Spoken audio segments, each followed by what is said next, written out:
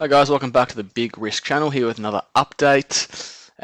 Look, it's been a little bit. We've had a few interesting days really. Have a look at this daily chart. Look how wicky this looks. The good news is for us that we are in the golden pocket again. If I scroll all the way out between that 618 and 65, so we have a really strong support here, guys, at the 84.5, 84ish mark. So if you are going to bid, now's a good time. I think I'm calling it. I've called everything so far on BTC pretty accurately. I think before we head up again, we revisit this 80. And if we want to go into sort of a deeper flash crash, whatever you want to call it, I think we even go as low as the 71, 72 mark. We hit this fib, and then we go up again. That's what I'm thinking. I'm thinking we do that, then we go up and we keep going. As you can see, I think unless something changes, we go up, we hit this fib again and create the right shoulder and then come down for the bear market. But there is every possibility that this keeps going and we keep going, okay? And if something's going to do it, it's going to be Bitcoin. Bitcoin represents the market. If Bitcoin changes its structure to become more bullish, altcoins are going to recover and go ballistic, okay? This is what we need to see out of Bitcoin. Now, I've got some other markups to discuss. ZEC's been interesting to trade, okay? It's been a tough one. I've taken a few trades on it. I'm leaving it for now. I think it's somewhat cooked, like I said in my other previous videos. I was watching up here. I sort of longed it up here. I saw this. I couldn't decide which way I wanted to go, and there was big fuckery up the top. I saw it wick down, wicked up, and I'm like, oh, I switched from a short bias to a long bias. I'm like, you know what? It was coming into the weekend. It was about a week ago. I'm like, I'm not sure. I want to preserve some capital here, so I'm out and I just let it go.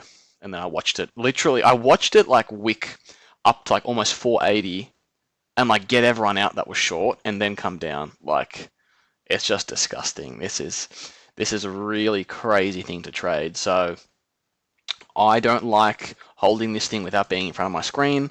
Look, it's too volatile, guys. That's all I'm gonna say. Tau is it's taken a beating, but it's got its first halving. It's got its first halving. So I think there's a really strong chance we either hit psychological support at 200 or we even come down, hit this level again, and then we start going up. But it's really bullish to have its first halving. Okay. Everything's taken a beating. The Japan carry trade screwing people. It's the 19th in Australia today, so either later today or tomorrow we'll find out what's happening with Japan and the rates and whatnot. If it goes up as everyone expects, I still think we dump a little bit more and then we come up. It'll be a maybe sell the rumor, buy the news sort of thing, since we're pre-dumping already. But let's see. Things are looking good in the US. Trump's stabilizing the market, let's say. Jerome Powell's going to get out soon, so things are ticking along. Ethereum, I had this. We broke up, out, retest up. I think now, if things get really bad, and I think I have to take the line here that things are going to get worse before they get better, we could even come down and touch 2200 before we go up again. That's not out of the realms of possibility at all. And it would be actually perfect for it to do. It could like just go up from here, but the market's been really weak. Really weak. I mean, look at this. Look at that. We broke out of this. Let's say, yeah, head and shoulders. We broke down and we retested and come back down. So it's not looking good, guys. The market could go as low as, yeah, the 2.7. It could. Let's see. Let's see. Unfortunate news, but that's where we are. Sol is looking all right. It's probably holding up a little bit stronger than others, but like with the recent developments of it being sued alongside Pump Fund, and potentially there might be an investigation into how the validators and sniping works. Look into it if you haven't. It could get destroyed worse than XRP when it got sued. Okay, so just be careful with Sol. I was considering selling my bag, but I might just, you know what, I might just hold it at this point because the captain goes down with this ship. XRP, this is the most interesting one to me, right? Actually, I'll come back to this. AVAX, not much to like here, I think. Yeah, maybe. We could bounce here. No, we don't like that. We could, but it's just not looking very strong. I'm like, the more I look at this, the more I think we're coming down to fill this. And God forbid, if there's a bear market, we could follow this trend line and fly. No, okay, that'd be ridiculous. That's not possible. We could, or actually, it's more realistic here. No, that's all right. I think we are. If Ethereum goes down to 2200, AVAX is coming down to 890. Ondo is just getting screwed, guys. Like, when I saw this wick, I'm like, oh, normally the wicks get full, but this was a glitch in the matrix, right? It's bullshit. I did not expect to see Ondo this low. There's almost 100% chance this hits 25 cents and fills the wick before it comes back up. Which makes me really fucking scared for Sui. In the 50-cent range. What the hell? What the hell? That is so scary.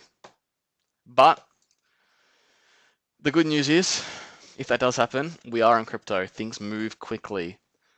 And in this market, they move up really quick. When we recover, we are going to skyrocket. When everyone said to me about alt season, and they're like, things 20x, 50x, I'm like, that's just ridiculous. But when things go down 90% first, yeah, I understand that they fucking 20, 50x. That would only make them like, 2 times higher than their all-time highs. You know what I mean? It's just they leave that part out. Anyway. Asta's taking a beating. I mean, it started down here.